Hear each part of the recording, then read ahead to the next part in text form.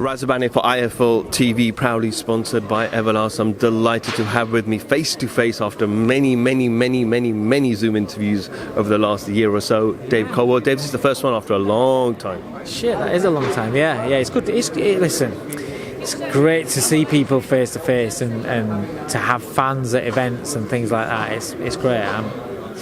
It's been missed. As they always say, you just don't know what to expect from Derek Chisora. It could be cheers, it could be silence. You just don't know what to expect. You don't, and when you sat next to him up there and you're seeing his knee just bouncing up and down like that, you're thinking, is this table going to go? Is he going to... You just don't know. And then next minute I look at him and he's got a piece of paper over his mouth. He's original, isn't he? That's what he is. He's original. He's an individual, and I like that about him. That's good. Dave, you've known Derek for a long time. He's kind of been in and out of your gym over the last couple of years. I spoke to Lerone yesterday, and Lerone was like, look, it's great having someone like Derek around. The experience he brings. Lerone's like, I have lunch with him, I get to spend time with him and ask him questions. How's Derek been in the gym with kind of your stable of fighters? Because other than Lerone, who's 28, you know, Jordan's still quite young, Hopi still quite young, so you got a kind of a young squad. So it's been absolutely fantastic. Stephen Cairns I've got from Ireland. He's 19 years old. He's a young pro.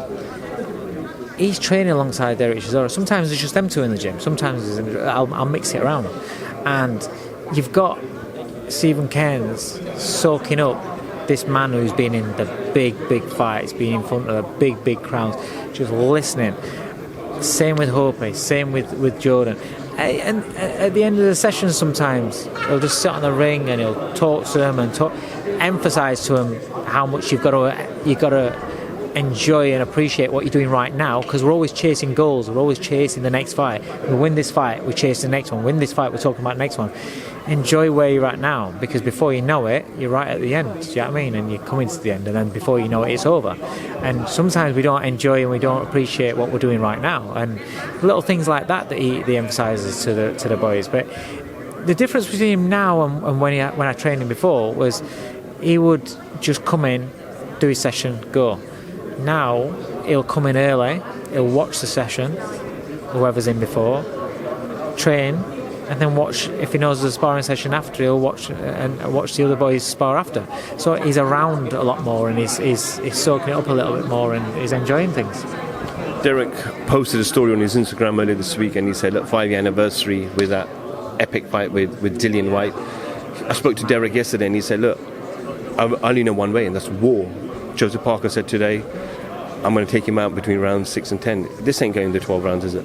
No, it's not. And I actually think that Chisora-Parker will start faster than that. I actually think that he doesn't expect it to go late. I think they're going to be a lot more aggressive, try and implement and impose himself more on Derek and get Derek to work more, being dictated by Joseph. That's what I think they'll do. He's got all, you know, he's got the Furies, he's got everybody around him and geeing him up and you know how they are very, you know. And I think Andy mentioned it in the first press conference where he was talking about, you know, they've been working on his mentality and things like that, being more positive. And that's how I see it. You know, he ain't going to come out to run, but if Derek starts doing what I expect him to do, then that could soon change. You got a prediction? Yeah, I think Chisora knocks him out. Don't get wrong. Listen, either it's heavyweight boxing, and if Derek allows the same punches to landed last time, then Parker could do Derek, because it's like I said up on the table. The work with Andy, he will technically be better, so he'll deliver his punches technically better. So the impact will be more than what it was last time. So Derek can't afford to do that. He can't afford to give him those same shots. But Derek's technically better. I just think it's going to be a good fight. I know a lot of people have, you know, not been so, you know, enthusiastic about this fight, but it's one of those where you look at it and think, and it turns out to be a bomber, and you're thinking, fucking hell. Or just, it's going to be a good fight. It's going to be a good fight. Dave, wish you all the best on Saturday night. Just quickly, if okay, ask you a couple of questions just regarding general boxing. Benn, Saturday night, fantastic performance in Liverpool. How far away is he from a world title? A couple of fights. But it depends who Ugas is a good fighter, but I don't think he's exceptional. So that would be a good route, in my opinion. That would be a better route to go towards. But I still think he needs... I think he's improving so much. And I thought what he did the other night was fantastic. And I'm not talking about the ending. The ending was stunning. But what he did before that, his feet, his head movement, his defensive movements, his feints, he's improving so much. And that's that of Tony Sims. Conor's work ethic's unbelievable, and that's what you need as a coach. You have somebody that's got that work ethic and that desire and that motivation. But it's Tony that's teaching him. It's Tony that's developing him, and that is fucking brilliant what they're doing together. And he's improving all the time. But I still think that there's a big difference between. I say to my fighters, there's a big difference between fighting guys that are coming to give it a go and fighters that fully expect to beat you. And that's why I think he needs another couple of fights before he fights the top guys in the division. So that's my opinion. But Conor won't agree with that. He's ready to go now. But I just look at he's a baby still, and he's still developing, and I'm really impressed in how he's developing. Dave, we've spoken about a particular fight for many years together, and you said, listen, when it happens, we'll talk about it. Khan-Brook. Oh, fucking hell, yeah. I'd had enough of talking about that shit. I was like, I'm done. Anyone who was sticking a mic in front of me asking me about it, I was like, I don't want to talk about it. Tell me when it's done. It's done. Fucking hell. Sold out in 10 minutes. Sold out in 10 minutes. Fuck, it's gonna... I saw when Eddie said that, he'll not do great numbers. Listen, once it's signed, it's done. That is pure hate between those two. Of course it's going to sell. Of course it's going to do numbers on pay-per-view. When Sky get behind it, that last 2 weeks, mate, I'll watch it. But whoever wins, it doesn't mean that they would have won when they were both at their best. So we'll never know that. So it's sad in that regards. We'll never know that. But who's got what left? Let's see. And the pressure that's on them is massive, because the one that gets beat has to show the fit. Because as well, both sets of fans really hate each other, really, don't they? Do you know what I mean? They give each other a lot of stick, and it's been like that for years. So there's a lot of pressure on them. But fair play to them for taking the fight. Listen, it's the only fight where they're going to get paid what they're getting paid for, and it's really the only fight I think that either of them could have where it would sell out, where everybody wants to see it. Do you know what I mean? And that's because of the personality clashes with them, not what they've got left. It's not going to be the same, and for that reason, I don't know who wins, because I don't know what each one of them's got left. But yeah, I'll watch the fucker. Dylan White finally has been ordered by the WBC that he's now the mandatory challenger to the WBC belt, heavyweight belt, which is held by Tyson Fury. I know there's a lot to do yet. There's a deal to construct. But one, I know you know Dill quite well. Are you happy for Dylan? And second, how tough of a fight is this for him? Fucking hell. It's a very tough fight.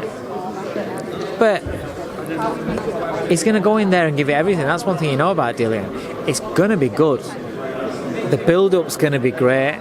The fight's going to be good. Because also as well, with Tyson Fury, you don't know what Tyson you're going to get. The Tyson Fury that fought Otto Wallin didn't look great. Do you know what I mean? The Tyson Fury that boxed Wilder in the second fight looked special.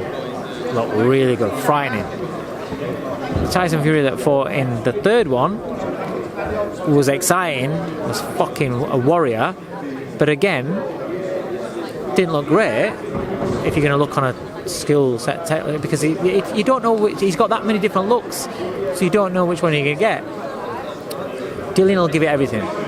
Whether that's enough, I don't know. We'll see on the night, but it'll be entertaining, it'll be exciting, it'll be a fight that I can't wait to see, and I'm glad Dylan's getting his shot, and that's a shot that he's wanted, so I'm pleased for him. Right, Dave, well, all the very best for Saturday night. Obviously, I've got to say, I cannot wait for Lerone Richards.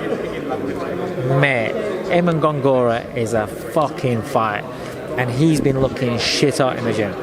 Shit hot in the gym. Dave, like I said to you yesterday when I watched the public workout, he looked unbelievable, effortless. And that's what it is. It's just embedded in him. It's the confidence, the aura, the skill set, everything. It's just flowing. And he deserves to win this. Listen, I can't say that, oh, Gongora don't deserve it. I'm not saying that, but Lerone deserves to win this. He's taking jumps, and he wins this top 5 super middleweight with no question. He wins this top 5 super middleweight, so I'm excited for him. If you talk about him becoming a top 5 super middleweight, all the belts are currently held by Canelo. Now we don't know what the next move's going to be, and eventually all those belts will get fragmented of it. So do you want to push him so he's in a position where he could fight a final eliminator or for the belt eventually? If he beats Gongora, it puts him in a position to be in a strong position to be picked for a vacant title shot, or like you said, final eliminator or whatever, or just in the big fights. He's there. So it's a big fight for him. It's a big fight for him, and he's ready for it. Mentally, he's ready for it. Physically, he's ready for it. I'm excited for him. Just want to say, and I'm going to be a twat for saying it, but just before I go up on press conference, I got a text message off my daughter. She passed the driving test today. First time. Well done. Proud of your kid. Well done. She does keep you proud. She got the music background, the DJing background, the popcorn background, and now she's going to come to you and say, Dad, can you get me a new car for Christmas? No, I got her. No. The deal was, if she smashed her exams, I had to get her a car, and that was from when she first started at comp, and she smashed her exams. So I got her a car. She's been learning her car. She was only 17, September 11th, and now we're at what date? December 16th. So she's passed the test quick. She's done really well. So I'm proud of her. So if you already bought her a car, what do you get her now? It's Christmas coming up. She'll get looked after. You're a good man, Dave. You're a good man, Dave. Dave Coldwell for IFL TV. Thank you very much.